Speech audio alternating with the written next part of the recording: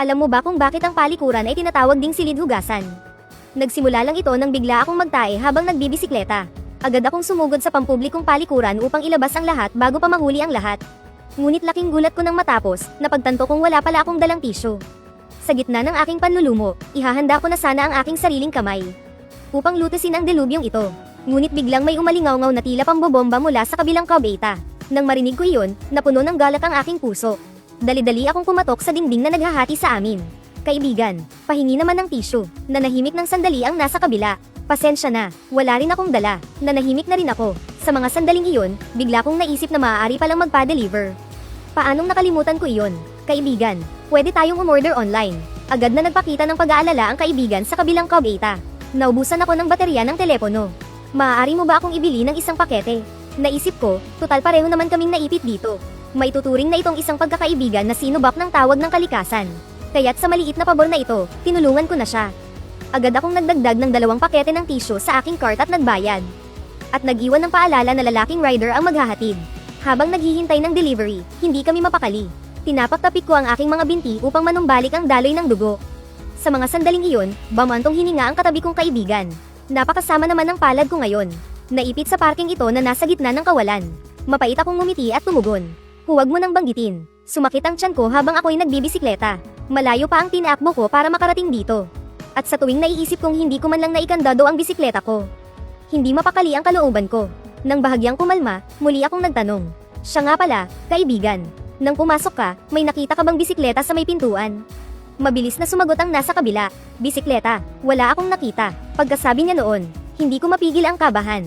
Huwag mong sabihing nanakaw na ang bisikleta ko. Sakto namang tumunog ang telepono. Nang sagutin ko, boses ng isang di kilalang babae. Kayo po ba si Nicolas Zanger? Ako po ang inyong rider. Dumating na po ang 2 rolyo ng toilet paper na in-order ninyo. Pagkarinig ko noon, halos himatayin ako. Bakit babae? Hindi ba't nag-iwan ako ng paalala na lalaki ang maghahatid?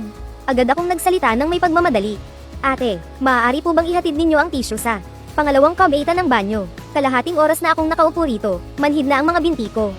Narinig niya iyon, nag-atubili siya ng ilang segundo bago nagsalita. Para sa 2 piso, papapasukin mo ako sa banyong panlalaki. Kunin mo kung gusto mo. Basta, iniwan ko na sa may pintuan. Binuksan kong muli ang detalye ng order para tingnan.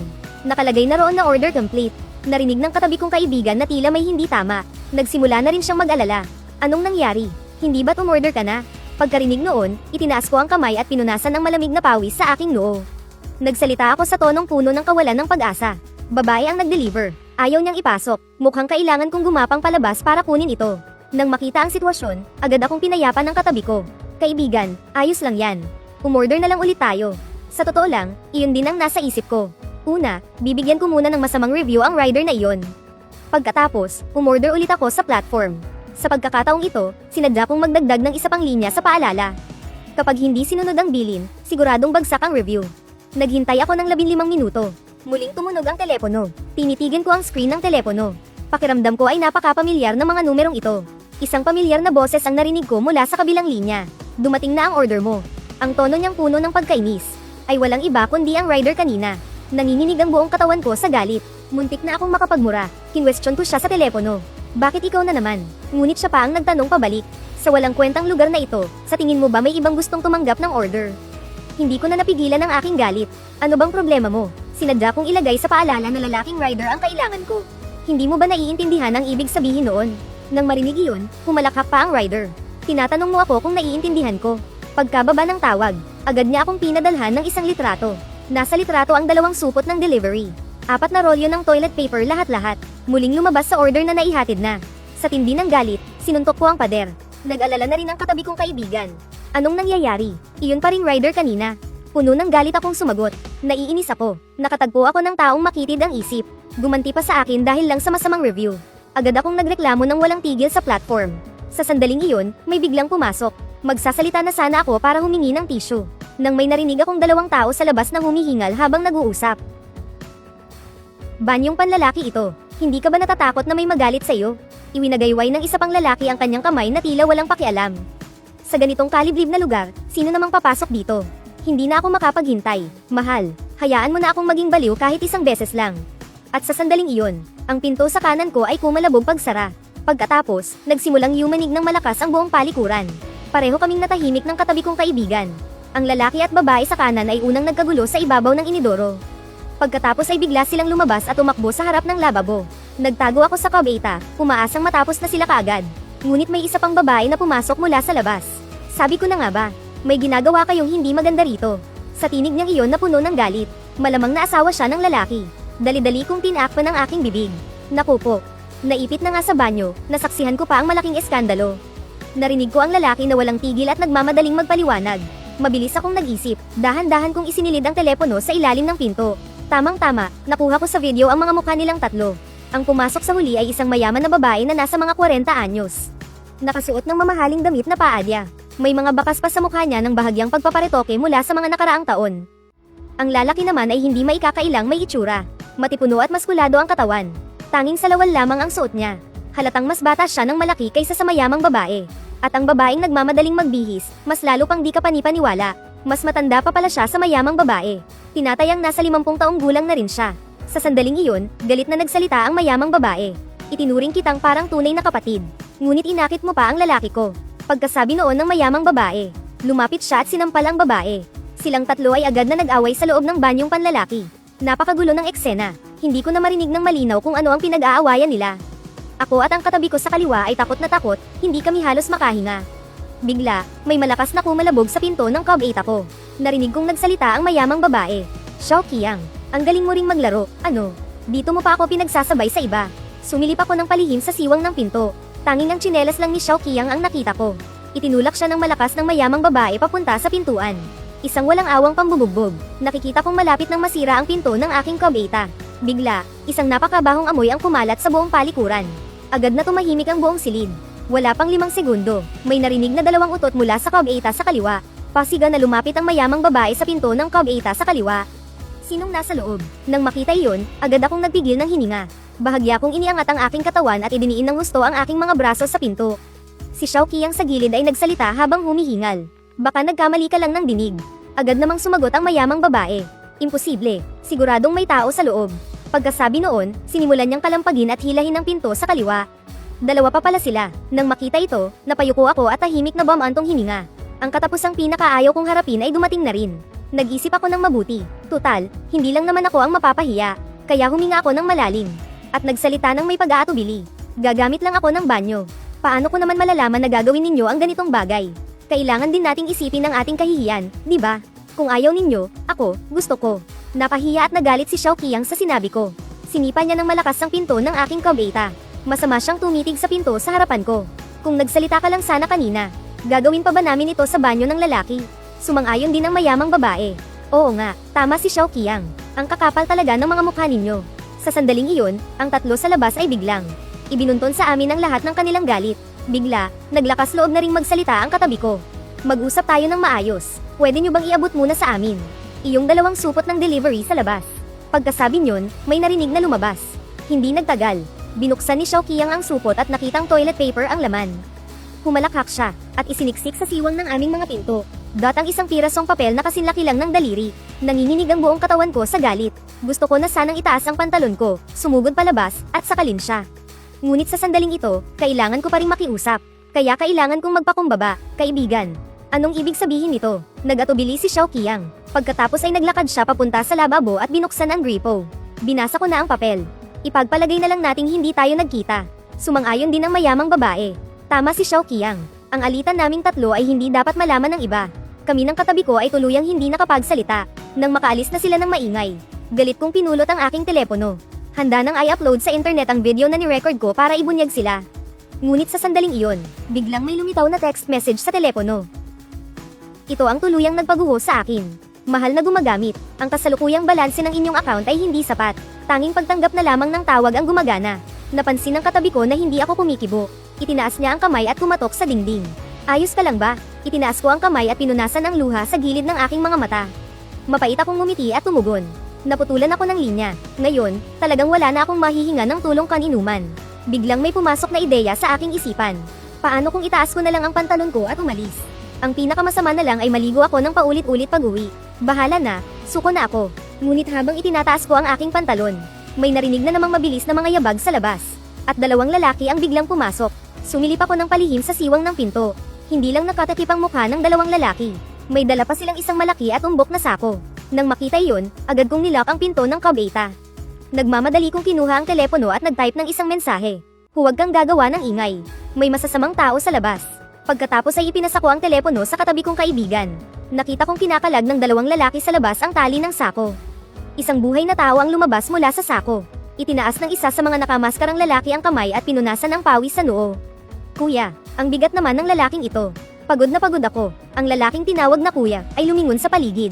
Sa buong lungsod, itong parke ang pinakaliblib. Dito muna tayo magtatago ngayong gabi. Nang marinig ko iyon, bigla akong kinabahan. Huwag mong sabihin kaso ito ng kidnapping. Mabuti na lang at maaari pa ring tumawag sa 110 ang telepono. Kukunin ko na sana ang telepono para tumawag. Nang marinig kong sinimulan ng dalawang lalaki sa labas. Nasuriin ang bawat Cub 8 ng banyo. Nakikita kong papalapit na sila sa aming dalawa. Itinulak lang ng lalaki ang pinto ng 2 beses at umalis na. Walang tao rito. Ang mga susunod na Cub 8 ay malamang para sa imbakan. Bunso, mamaya, itatali mo itong mataba sa gilid ng tubo ng tubig. Kakain muna tayong dalawa. Sumagot ang lalaking tinawag na bunso. Pagkatapos ay nagsalita siya na may halong gulat. Kuya, ang gripo sa parking ito ay may mainit na tubig pala. Sakto para sa instant noodles. Pero bakit ang daming basang toilet paper sa lababo? Baka may nakahulog lang. Nagsalita ang kuya na may bahid ng pag-iingat. Mainit ang tubig na ito. Mukhang may taong nanggaling dito kanina. Sumilip ako ng palihim sa siwang ng pinto. Nakita kong pareho silang nakapalibot sa lababo. Nang makita iyon, nag-isip ako. Kung susugod ako palabas ngayon, magtatagumpay kaya akong makatakas. Nang dahan-dahan ko sanang bubuksan ang pinto. Ang matabang lalaki na nakatali sa sahig ay biglang umiling sa akin. Napansin niya pala ako. Puno ng pagtataka ang aking isipan. Hindi ko maintindihan kung bakit ayaw niya akong palabasin. Nang sabay na tumalikod ang dalawang lalaki, saka ko lang napansin na may 2 baril na nakatago sa kanilang mga baywang.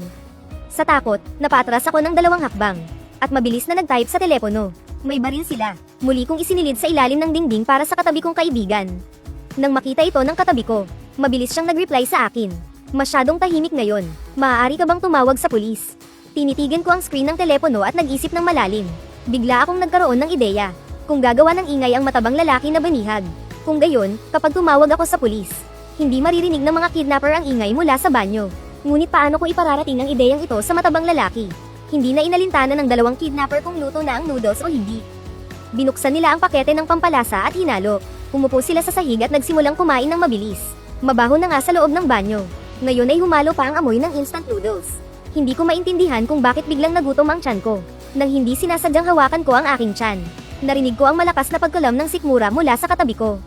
At hindi ito mahina. Sa takot, napatras ako sa loob ng Cub 8. Mas malakas pa ito ng doble kaysa sa utot niya kanina. Ibinaba ng kuya ang hawak niyang instant noodles. Lumingon siya at tiningnan ang buong banyo. Kumunat ang noo niya at nagsalita. Bunso, sigurado ka bang walang ibang tao rito? Nang marinig iyon, sumagot ng may katiyakan ng bunso. Huwag kang mag-alala, kuya. Siguradong walang tao rito. Malamang gutom lang ang lalaking iyan. Sa taba niyang iyan, kaunting amoy lang, nagre-rek na ang tiyan. Gusto mo bang bigyan natin siya ng pagkain? Tiningnan ng kuya nang may pagkainis ang lalaki sa sahig. Mamaya na, hayaan mo siyang magutom pa.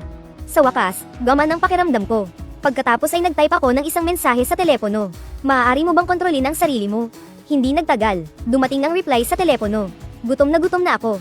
Pasensya na, siguro dahil sa dami ng nailabas ko kanina. Gutom na talaga ako. Lumipas pa ang 15 minuto. Sa loob ng Cub 8, sobrang antok ko na, halos hindi ko na may dilat ang aking mga mata. Muntik na akong makatulog. Bigla, may narinig akong malakas na kalabog. Isang tao ang sumipas sa pinto ng banyo para buksan ito. Sa takot, agad kong idinilat ang aking mga mata. Sumilip ako sa siwang ng pinto. Ang delivery rider kanina pala ang bumalik. Ikaw na umorder kanina, nandyan ka pa ba?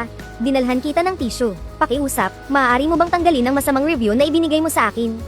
Nakatayo sa pintuan ng allen na delivery rider, tatawagan na sana ako. Pag-angat ng tingin, nagtama ang kanilang mga mata ng mga kidnapper. Hindi niya sinasadyang iwinagayway ang supot na hawak niya. Kayo rin ba, nagde-deliver ng toilet paper? Nagkatinginan ng 2 kidnapper. Pareho silang nagmamadaling tinakpan ng damit ang baril sa kanilang baywang. Ang kuya, na kidnapper ay humakbang pasulong. Nagsalita siya na pilit pinapakalma ang sarili.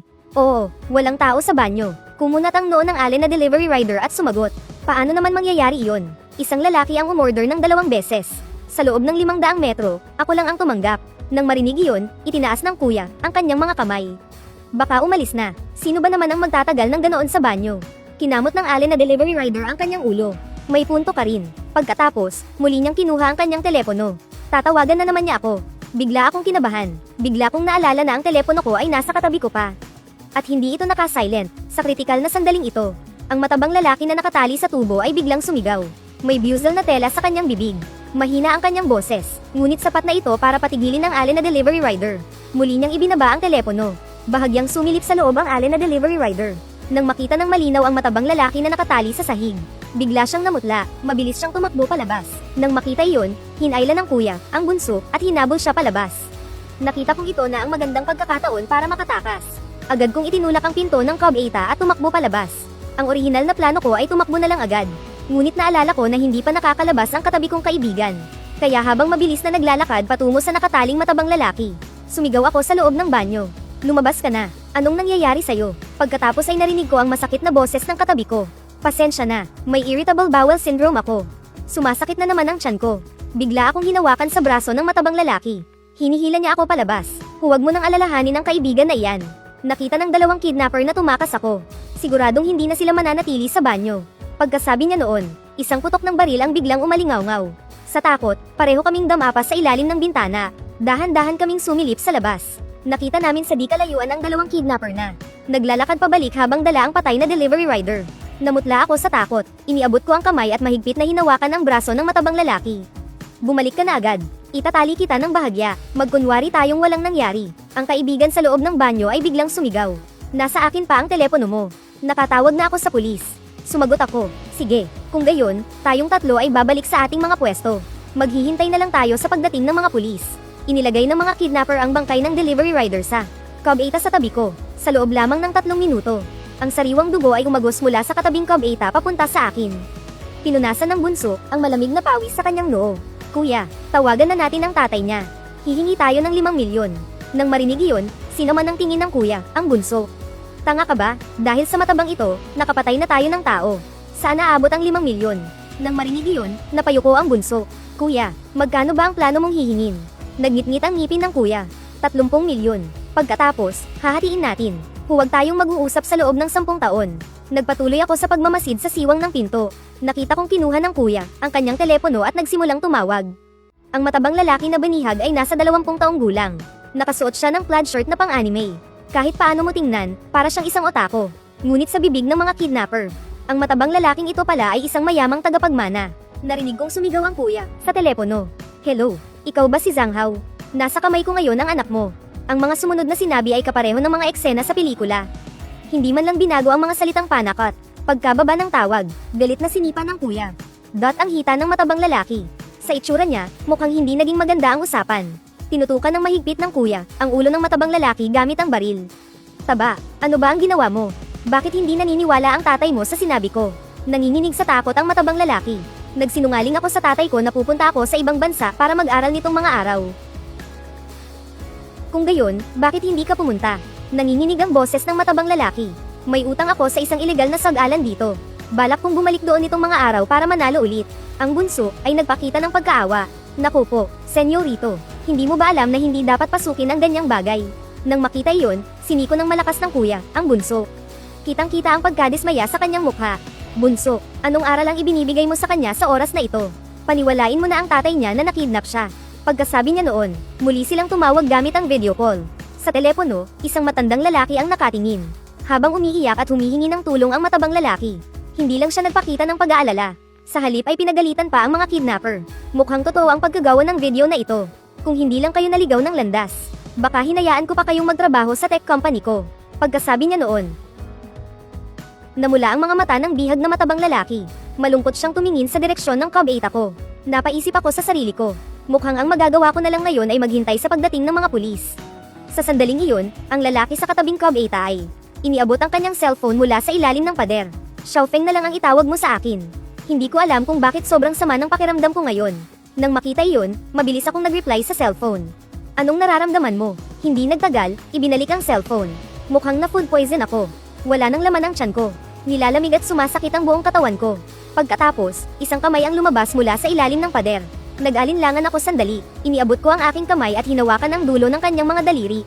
Napakalamig. Pagkatapos, nagpadala ulit si Xiaofeng ng mensahe gamit ang cellphone ko. Bakit wala pa ang mga pulis? Masyado bang malayo ang lugar na ito? Tumingin ako sa labas ng bintana. Madilim na. Kung bibilangin, nakakulong na kami ni Xiaofeng. Sa banyo ng 3 oras. Nag-reply ako sa kanya sa cellphone. Magtiis ka pa ng kaunti. Malapit nang dumating ang mga pulis. Kanina, nakatuon lang ako sa kalagayan ni Xiaofeng. Hindi ko narinig ng mabuti kung ano ang pinag-uusapan ng 2 kidnapper sa labas. Nang makabawi ako at pinakinggan sila, nakita ko ang kuya na may hawak na kutsilyo.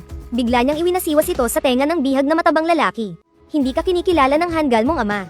Mabangis ang tingin ng kuya. Wala akong magawa kundi ipadala ang tenga mo sa kanya. Nang marinig iyon, lumapit ang bunso. May bahid ng kaba sa kanyang mga mata. Kuya, paano natin ipapadala? Itinuro ng kuya ang direksyon ng bangkay ng delivery rider. Bunso, isuot mo ang damit pang delivery. Diretso kang pumunta sa bahay ng matabang ito para ihatid. Matapos magplano ng 2 kidnapper, nagmamadaling umalis ng banyo ang bunso. Ngayon, 4 na lang kaming natira sa banyo. Nag-isip-isip ako, kung hindi nagkasakit si Xiaofeng, baka nakatakas pa kaming 2. Papadilim na ng papadilim sa labas. Hindi tumitigil sa pag-iyak ang matabang lalaki. Biglang may narinig na tawanan at harutan ng isang lalaki at babae sa labas. Mabilis ang naging reaksyon ng kuya. Bigla niyang hinayla ang bihag na matabang lalaki. Ikinulong niya ito kasama ang sarili niya sa kabita sa kanan ko, kung saan nakalagay ang bangkay. Palapit ng palapit ang boses ng magkapareha. Habang pinapakinggan ko, lalo silang nagiging pamilyar. Kaya sumilip ako sa siwang ng pinto. Agad kong nakilala na iyon ang lalaking nakikipagtalik kanina. Narinig ang malambing na boses ng babae. Xiao Qiang, kung hindi ko mahanap ang gintong kwintas ko, paano mo ako babayaran? Nang marinig iyon, inakbayan ni Xiao Qiang ang baywang ng babae. Ate Zhao, wala akong pera o ambisyon. Kaya itong katawan ko na lang ang ipambabayad ko sa'yo. Pagkasabi noon, yumuko siya para halikan ang babae. Itinaas ng babae ang kamay para pigilan ang kanyang halik. Teka muna, maingat niyang tiningnan ang paligid ng banyo.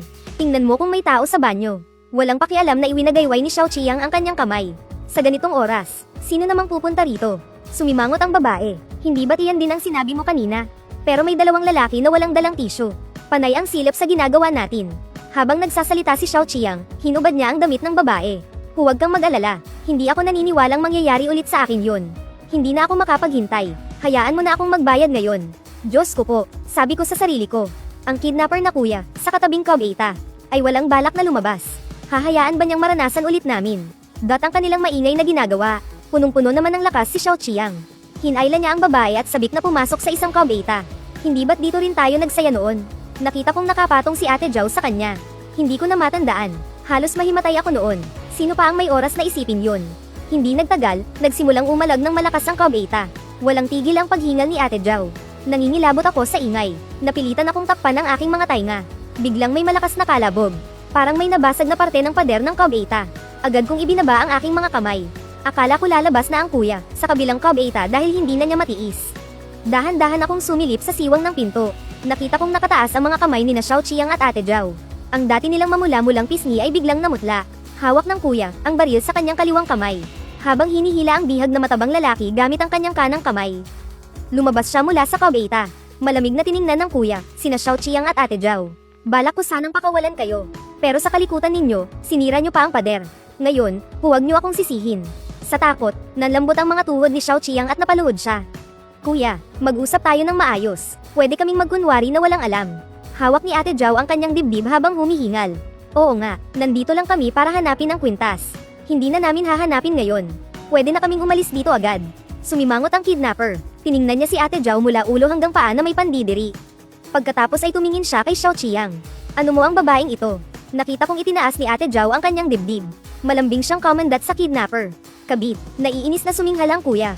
Hindi ko na matiis. Uunahin kitang barilin. Muling umalingaw-ngaw ang isang putok ng baril. Nakita kong tinamaan ng bala ang malaking hita ni Ate Zhao. Agad na umagos ang dugo. Sa takot, tumayo si Xiao Qiang at tumakbo. Nang makita iyon, ngumisi ang kuya. Walang pakialam siyang sumunod kay Xiao Qiang. Iiwanan mo na ba ang babae mo? Nang makarating ang kuya, sa pinto ng banyo, isang takong ng sapatos ang biglang bumagsak mula sa itaas. Malakas itong tumama sa ulo ng kuya. Agad na damaloy ang dugo. Hindi pa nakakabawi ang kuya. Inagaw ng isang mayamang ginang na biglang lumabas ang baril sa kanyang kamay. Humihingal ang mayamang ginang. May nag-aabang sa Maninila. Nandito ako para manghuli ng nangangaliwa. Hindi ko inaasahang magnanakaw pala ang manghuhuli ko. Sino ka naman? Hawak ang dagwang ulo, umatras ang kuya, ng bahagya. Habang masama pa ring nakatitig sa mayamang ginang. Nakita kong itinutok ng mayamang ginang ang baril sa kuya. Luhod, hindi ito ang oras para magmatapang ka. Tahimik akong humanga sa loob ng kabita. Ang galing talaga ng mayamang ginang na ito. Nagbabalak na sana kaming lumabas ng katabi ko. Ngunit biglang lumingon ang mayamang ginang. Itinutok niya ang baril sa pagitan ng mga hita ni Xiao Qiang at kinalabit ang gatilyo. Malamig siyang tumingin kay Xiao Qiang. Tinanggap ko na noon ang pagiging babero mo. Pero hindi ko inakalang ililipat mo pala ang mga ari-arian ko. Bumagsak si Xiao Qiang sa sahig. Nanginginig ang kanyang katawan sa sakit. Wawa, nagkamali ako. Napadaing ako sa aking isipan. Diyos ko po, bakit hinahayaan niyo akong maranasan ang lahat ng kabaliwang ito sa loob ng isang araw? Nang makita iyon, dali-dali kong kinuha ang cellphone ko. At isinuksok ito sa ilalim ng pader papunta sa katabing Cub-8. Huwag na huwag kang lalabas ngayon. Pagkaraan ng ilang sandali, sumenyas ng ok si Xiao Feng mula sa ilalim ng pader. Kasabay nito, mahinang nagsalita si Xiao Qiang. Wawa, ibigay mo na lang ako sa mga pulis. Nagsinungaling ako sa'yo. Tiningnan ng mayamang ginang na nagngangalang Wawa si Xiao Qiang. Bakit, mas gugustuhin mo pang mapunta sa pulis kaysa sa akin, hindi ba? Pagkatapos ay ngumisi ang mayamang ginang. Humiling si Xiao Qiang. Hindi, Wawa, maniwala ka sa akin. Hindi siya pinansin ng mayamang ginang at sa halip ay lumapit kay Ate Zhao. Kumuha siya ng gintong kwintas mula sa kanyang bulsa. Ate Zhao, bumalik kayo para hanapin ito, hindi ba? Nagningning ang mga mata ni Ate Zhao. Hindi na niya ininda ang sakit. Sinubukan niyang gumapang papalapit. Ate Hua, bakit nasa iyo yan? Hinawakan ng mayamang ginang ang kwintas at iwinagayway ito. Napulot ko ito sa sahig ng banyo. Nang tingnan ko sa image search app, nagkakahalaga pala ito ng 300,000. Paano nagkaroon ng ganoong kalaking pera si Xiao Qiang para ibigay sa'yo? Agad na nanlumo ang mga mata ni Ate Zhao. Pero Ate Hua, nakita mo naman. Walang halaga ang pag-ibig kumpara sa buhay. Nang marinig iyon, inabot ng mayamang ginang ang baril kay Ate Zhao. Patayin mo si Xiao Qiang. At patatawarin kita. Nanginginig na umatras si Ate Zhao. Hindi ko kaya. Agad na hinawakan ng mayamang ginang ang kanyang kamay. Huwag kang mag-alala. Sa kidnapper ang baril. Patayin mo si Xiao Qiang. At isisisi natin sa kidnapper. Nang marinig iyon, hawak ng kuya ang kanyang dagwang ulo. Hinayla niya si Xiao Qiang sa kanyang likuran. Mga ate, huwag kayong magalit. Pag-usapan natin ito ng maayos. Nang marinig iyon, sinaman siya ng tingin ng mayamang ginang. Anong pag-uusapan natin ng isang kidnapper na tulad mo? Habang nagsasalita, pinunasan ng mayamang ginang ang luha sa kanyang mga mata. Nang makita iyon, itinuro ng kuya ang nakataling matabang lalaki. Pera lang naman, di ba? Tingnan mo ang matabang lalaki sa banyo. Ang tatay niya ang pinakamayaman sa lahat. Kapag nakuha natin ang pera, pwede nating paghatian. Biglang napaupo sa sahig ang mayamang ginang. At humagulgol ng malakas. Wala akong pakialam sa pera. Ang gusto ko ay pag-ibig. Habang umiiyak, bigla siyang tumayo. Muli niyang kinalabit ang gatilyo patungo sa kidnapper. Sa lakas ng putok, napapikit ako. Nang imulat ko muli ang aking mga mata, nakita kong sumablay ang bala. Dumaan ito sa braso ng kuya. Hindi nagalit ang kuya. Sa halip ay nagpakita siya ng isang ngiti na akala niya ay puno ng pagmamahal. Ginang, kung gusto mo ng pag-ibig, pwede ko ring ibigay yan sa'yo. Pagkasabi noon, bigla niyang hinubad ang kanyang pang-itaas. Ipinakita ang kanyang matipunong katawan. Ang sinseridad sa kanyang mga mata ay halos makumbinsi na rin ako. Pinapalakpakan ng kuya ang kanyang mga kalamnan. Buong kumpiyansang nagsalita, kapag nakuha natin ang pera, tatakas ako kasama mo. Hindi na tayo maghihiwalay. Isipin mo, 15 milyon iyon. Ilang gintong kwintas ang mabibili niyan. Sumilip ako sa siwang ng pinto. May malaking mantsa ng dugo sa sahig. Pilit na umupo si Xiao Qiang. Paus ang kanyang boses. Wawa, huwag kang maniwala sa kanya. Mas maniniwala ka pang bababa si Ultraman mula sa langit kaysa sa aming mga lalaki. Lumingon ang kuya at sinaman siya ng tingin. Sinuntok niya si Xiao Qiang sa ulo. Umungol si Xiao Qiang at diretsong nawalan ng malay. Tinitigan ng mayamang ginang ang walang malay na si Xiao Qiang. Halo-halo ang emosyon sa kanyang mga mata. Yumuko siya at bumulong sa sarili. Tama si Xiao Qiang. Hindi kayo mapagkakatiwalaan. Pagkasabi noon, bigla siyang tumingala. Muli niyang itinutok ang baril sa kidnapper. At sa sandaling iyon, biglang may umalingaw-ngaw na putok ng baril mula sa labas. Natutuwa ako sa aking isipan. Akala ko dumating na ang mga pulis. Lumapit ako sa siwang ng pinto para tingnan ng maigi. Nakita ko ang kasabwat ng kidnapper na nakasuot ng damit pang delivery na nakatayo sa pinto. Nakita kong tinamaan ng eksakto sa gitna ng noo ang mayamang ginang. At bumagsak siya mismo sa harap ng pinto ng Cub-8 ako. Pagkatapos, yumuko ang bunso at tinali ulit ang walang malay na si Xiao Qiang. Kuya, nandidiri talaga ako sa sinabi mo kanina.